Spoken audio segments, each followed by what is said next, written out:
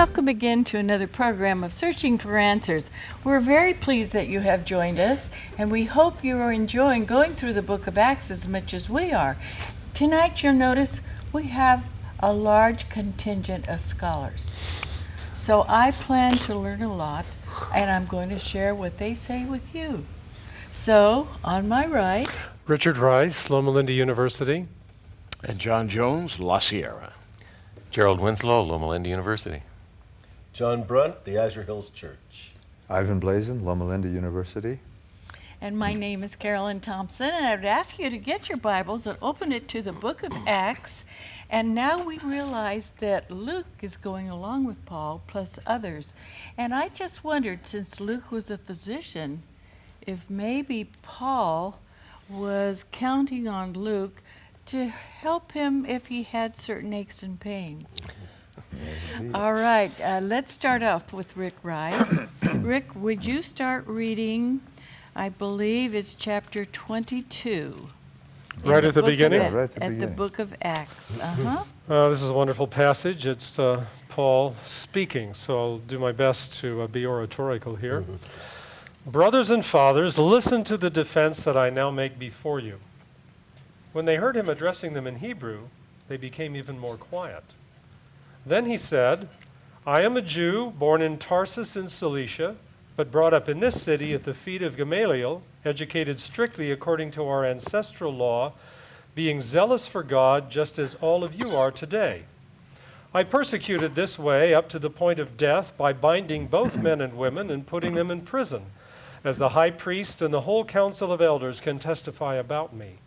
From them I also received letters to the brothers in Damascus, and I went there in order to bind those who were there and to bring them back to Jerusalem for punishment. Pretty bad. All right, John Jones. Well, Paul continues this account of himself to his fellow countrymen who are really up in arms, so he better speak well. We'll continue now with verse 6 as he turns the story in more personal terms in his own religious experience.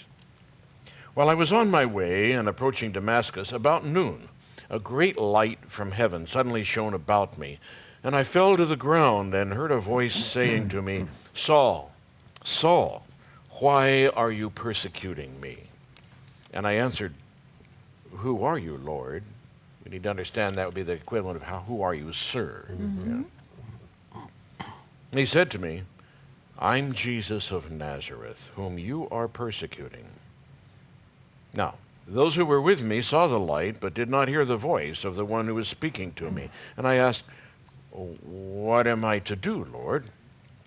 The Lord said to me, get up, go to Damascus, and there you'll be told everything that has been assigned for you to do. And since I could not see because of the brightness of that light, those who were with me took my hand and led me to Damascus. Very beautiful, beautiful few verses. Here we have somebody who persecuted the Christians even to death, held the garments when Stephen was stoned, and yet the Lord saw something in Paul that he could use, of all people. Yeah. All right, I'm going to have you continue may I just on. make a comment? I'll just be right down to you. I'm just Okay. going to start with Jerry. Oh, okay. Well, I'm just getting ready to read verse 12, I think. Yes.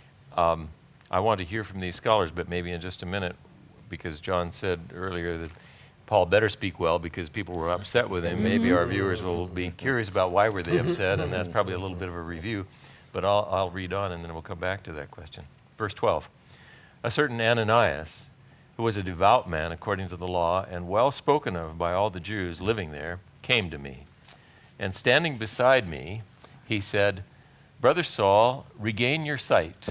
In that very hour I regained my sight and saw him. Then he said, the God of our ancestors has chosen you to know his will, to see the righteous one, and to hear his own voice. For you will be his witness to all the world of what you have seen and heard. And now why do you delay? Get up, be baptized, and have your sins washed away, calling on his name. All right. John Brunt, please. Okay. This is verse 17 now. After I had returned to Jerusalem, and while I was praying in the temple, I fell into a trance and saw Jesus saying to me, "Hurry and get out of Jerusalem quickly, because they will not accept your testimony about me." And I said, "Lord, they themselves know that in every synagogue I imprisoned and beat those who believed in you. And while the blood of your witness Stephen was shed, I myself was standing by, approving and keeping the coats of those who killed him." Then he said to me, "Go, for I will send you far away to the Gentiles." Ivan, please. Yeah, well, you want me to keep reading? Is that it? Sure. Up to this point, they listened to him. But then they shouted, "Away with such a fellow from the earth." Just take him off the face of the globe. For he should not be allowed to live. And while they were shouting, throwing off their cloaks, and tossing dust into the air, the tribune directed that he was to be brought into the barracks and ordered him to be examined by flogging to find out the reason for this outcry against him. But when they had tied him up with thongs, Paul said to the centurion who was standing by, "Is it legal for you to flog a Roman citizen who is uncondemned?" When the centurion heard that, he went to the tribune and said to him, "What are you about to do? This man is a Roman citizen." The tribune came and asked Paul, "Tell me, are you a Roman citizen?" And he said, "Yes." The tribune answered, "Cost me a large sum of money to get my citizenship." Paul said, "But I was born a citizen." Immediately, those who were about to examine him drew back from him. And the tribune also was afraid, for he realized that Paul was a Roman citizen and that he had bound him. Oh, yes. They were afraid. Oh, yes. Yes, they were. Now, did you want to make a comment? Well, it was earlier on. I mean, I don't know. Do you want to make comments along the way? Sure, sure. Do you hear now? Yeah. Well, I wanted to say on verse 3, Verse 3 of chapter 22. 22, looking at that, he tells how he was a good Jew here, you know.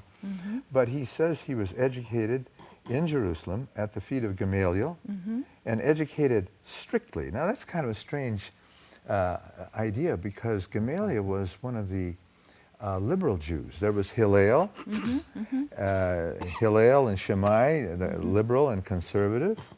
And he says that he was educated at the feet of Gamaliel, who would just as well say, "Live and let live." And yet, just after saying that, he says that he was educated strictly according to the law, and he was zealous for God, just as you are today. And as a result of that zeal, he persecuted the way to the point of death.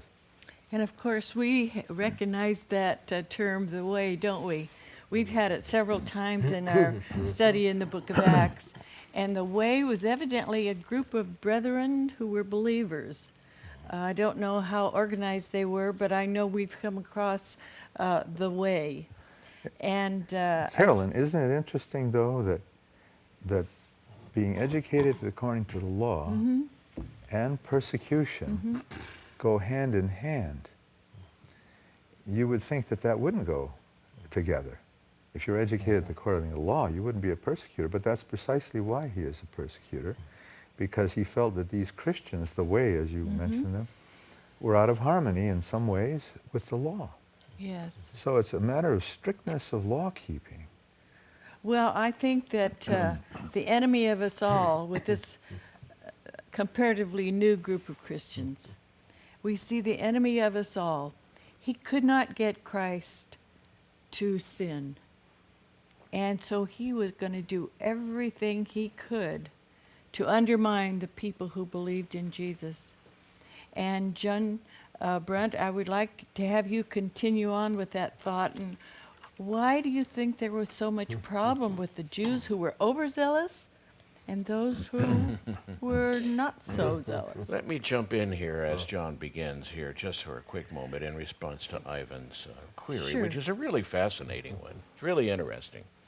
I don't know the answer. I mean, it's true. Paul is raised apparently in the more open direction or trend of Judaism. Why he comes off sounding this way now, I know not. But two remarks. First of all, I think any Jew from the school of Hillel or Shammai would object to Christianity finally on the basis of its perceived relationship to the law, that Christ in some way supplants what Paul is about to call the traditions of our fathers here. I think sooner or later that's going to hit the wall.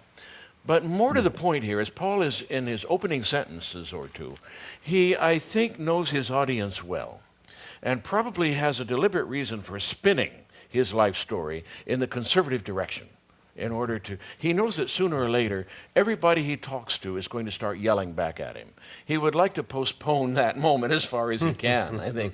And so here at the outset, he is deliberately aligning himself with the most conservative end of the spectrum, at least to have a moment of hearing with these people before everything breaks loose again. Yeah. Sure, because, I mean, you said earlier, John, that he better give a good speech because they're unhappy, right? Oh, yeah. Why are they unhappy? I mean, the accusation, I'm assuming you covered in the previous program, is that he's not really very Jewish, that he's let the wrong people into the temple and so forth.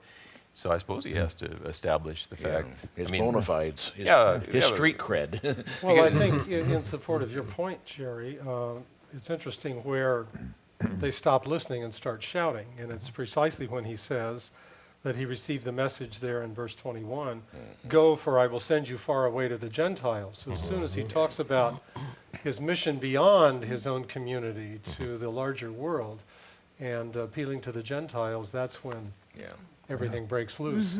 I might just throw in Galatians for just a moment, just a teeny. In Galatians' first chapter, he talks about his relations to these Christians. And he says in verse 13, if you want to look there, Galatians 1, verse 13, he says, you've heard no doubt, and there was no doubt, of my former life in Judaism. I was violently persecuting the church of God and was trying to destroy it. And the word for destroy there means like turning a city over, you know, you just break down the city, you turn and put the ground on top. And why was that? Here it is again. I advanced in Judaism beyond many of my people of the same age, for I was more zealous, far more zealous, for the traditions of our ancestors, and that's probably the oral law. It's all a question of law. He persecuted because of law, and there was written law, and there was oral law. So, I mean, Paul, it's law. He's the hammer of God. That's what he was. And don't you think part of this has to do with personality, maybe? Yes. Not just his training, Absolutely. but there is an intensity about Paul. All through his life, we see that intensity. I mean, it's one direction, Or and it another. turns another direction. But this is not a laid-back person. Not at all. So And you come back to some of the places where the Holy Spirit tells him certain things, and he argues with the Holy Spirit. Oh, but I've got to do this. Do you remember that? Yeah. Well, I Go wouldn't ahead, like John. to meet him on a dark night somewhere in an alleyway if he's mad at me. One of the prevalent objections to religion in general today is the connection between religious devotion and violence, a willingness to engage in violence. Does Paul illustrate the inevitability of that, or the tendency of that, or how? I think all of us here would be very sorry to make that connection. We're very sad when it happens, and yet here we have, right here in our scriptures, somebody confessing to that. How would you respond to people who say, well, this just illustrates the fact that if you're deeply religious, you're going to be intolerant of others, and you're going to try to persecute them? What answer do we have? I think Paul understands these people very well because he shares their DNA, their spiritual DNA. Just 100 years ago, a gentleman by the name of William James gave a famous series of lectures on religion as religion, not with reference to Christianity or any other particular religion, at University of Edinburgh, a week-long series having to do with the nature and essence of religion as religion. In his opening presentation in that, he said, I want to talk to you about religion not as a dull habit. I think already 100 years ago, a lot of people were sliding into that. Not as a dull habit, but as a burning fever. And I think he understood that you can only talk about religion in ways that really bring it to life if you can talk about that end of the spectrum. But you're right, Rick. It's religion not as a dull habit, but as a burning fever that flies airplanes into buildings. Can you be deeply committed to your understanding of God's way Yeah. and at the same time open and tolerant to other people who have different understandings? I think that would be the question. On a shrinking planet. I have a question. How do you approach your relatives, your neighbors, those with whom you come in contact?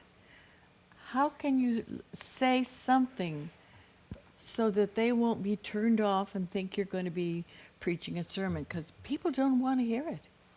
They really do not want to hear it. And how can you be winsome and say something at the right time without turning people off?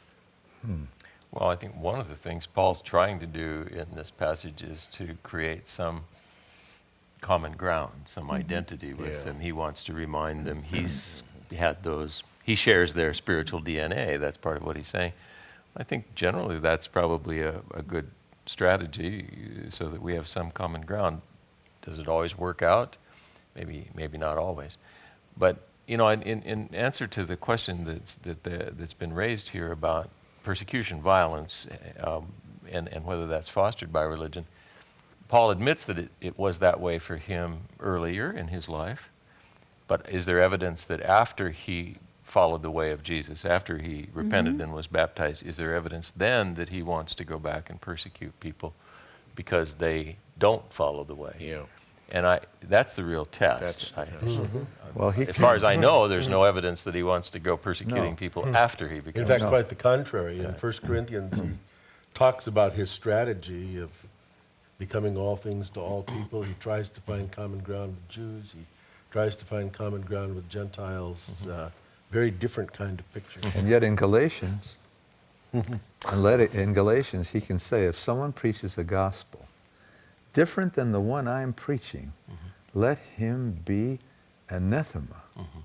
He can say that. So he still has that side to him, even then. And he can say about Peter or Cephas, I withstood him to the face because he deserved it. That's right. So there's still the fiery. And he's about to say something pretty Oh, stringent. yeah, right here, exactly. isn't it? Yes, he that's really right. is. But So- recall the ending of Galatians, since we referred to that, where he says, in effect, he says, I wish those people who are troubling me, these are the circumcisers, so to speak, the people who said that retains its validity for all time. He says, I wish they would go and castrate themselves. And it's almost like saying, if a little bit is so valuable, why not do the whole job? And that really says something about Paul. Here we have what we believe to be inspired letters, but we have this real deep human emotion that comes bursting forth. Well, I wonder, Ivan, if that doesn't reflect the kind of paternal care he had for people who were losing their grasp of the gospel and was doing all he could to protect them from slipping away. Exactly. I think in answer to your question, Carolyn, what we have here is Paul telling his own story. And in many ways, there's no more effective, maybe less threatening way to communicate your religious convictions than to talk about this is where I've been led. You know, these are the experiences I've had. These are the deep convictions I share or I hold, rather than telling people this is what you have to believe or you're not going to make it. Oh, kind of yeah, a you thing. can't so say that's that. Now I'm a theologian by training, which in some ways is trying to apply to religious beliefs a kind of philosophical analysis and structure. And I love arguments, good ones. I hate bad ones. So I'm looking for the the most formidable kind of arguments I can put together. But as the years have gone by, I've come to see that there are limitations to that way of trying to formulate what Christianity is all about. And a more effective way seems to be, at least certainly on a personal level, to share one's story. And that way it's just a person sharing with other people and not necessarily advocating what they have to do. Is it a possibility that when you see what's in the paper, what's on television, there is like 4 things going on around the world at the same time, whether it's earthquakes or floods where 22 to 30 people have lost their lives recently in back east in the southern states, or people getting together and organizing and shouting and screaming at each other. And I mean, there's things going on around the world. Or are we so hardened?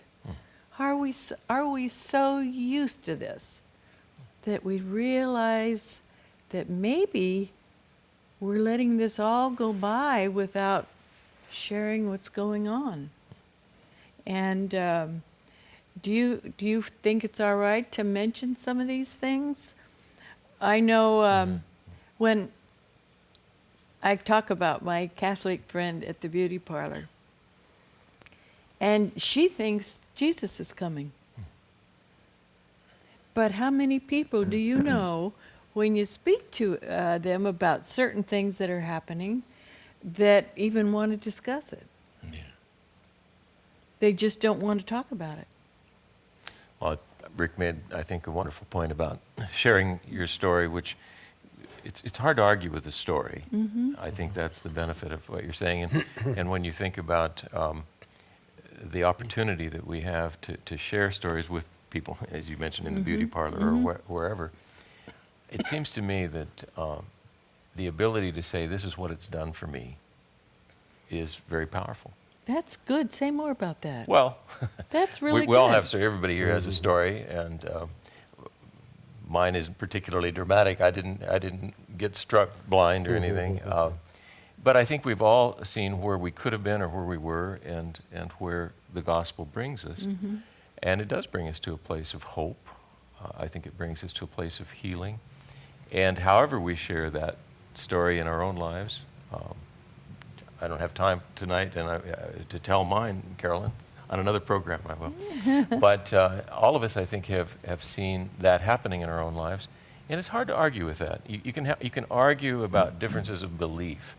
And there's a lot of that in the history of religion. It's a lot harder to argue with the dynamic of one's own story. Yeah. That's true. John Brent, what do you say to your people that are in your church, and they come to you and they're concerned about their sins? How could Jesus forgive me? Because, I've done this and this or whatever. I don't know what they tell you.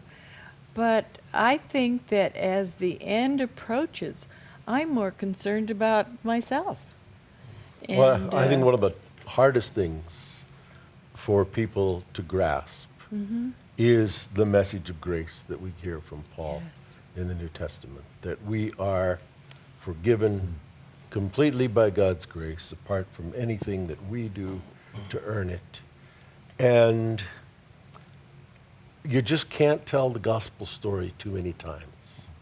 It is so counterintuitive that it has to be told and retold, and I think that that's one of the main tasks that a preacher has to do, is to tell the gospel story over and over again in new ways, so that people can see that it truly is God's initiative of grace that saves us, and not our own. And not of ourselves. Not our own works, not our own penance. Lest we should boast. Yeah, that's right. Yeah, and you people, just gotta. It's very hard for many people to believe that that's all there is to it. Or they may say, look, I've done so much. There's no way I'm going to go to heaven.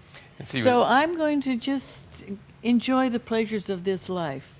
Go ahead, Jerry. Well, you were asking about end time events and how people look at that and the anxiety that can produce. Yes. And so I think it's bound to produce anxiety if you don't have the message of grace, because you never know how you'll stand. And when you have the message of grace, you don't have to worry about it. You are finally relieved of that anxiety. I think it has a real demonstrable effect on people's health, actually. May I refer to 2 students that I had? Are we just about done here? Just about. But from other religions, from the world religions. And one student, she was weeping, weeping, weeping because her father had died. And I said, but she was a Muslim. I think it's all right to mention that. And I said to her, but now in Islam, you do have, do you not, a message of forgiveness? Because she was afraid she will never see her father again, because if the good deeds do not overbalance the bad deeds, then how is she ever going to see him again, you know? And so she was, but it was hard to console her. The concept of grace was not one that had been there and that had gotten inside of her. But then I had another religion which believes in reincarnation, you know. You go one time and again, and it goes endless. It might be 1,000,000 reincarnations. And I said to this student, not in an argumentative way, I didn't mean it in that way, I just said, wouldn't it be helpful for you to have a stronger concept of forgiveness? Because if you have that, there's no need for these endless reincarnations. You can enjoy God's favor now. Of course. I mean, there's a real difference between the Christian gospel and some other kinds of views. It's radical. And sometimes people do open up to us, don't they? And I feel inadequate. I mean, you know, you don't know what to say. Did I say the right thing? Help me, Lord, that I will represent you in the right way. I think we all struggle with some of those things. And I think one thing I want to say, Paul in the book of Acts, he is just my hero. He does and says so many wonderful things. He's not afraid to speak up or stick up for himself. So I really am enjoying this, and I hope our listeners are too. This is Carolyn Thompson for Searching for Answers.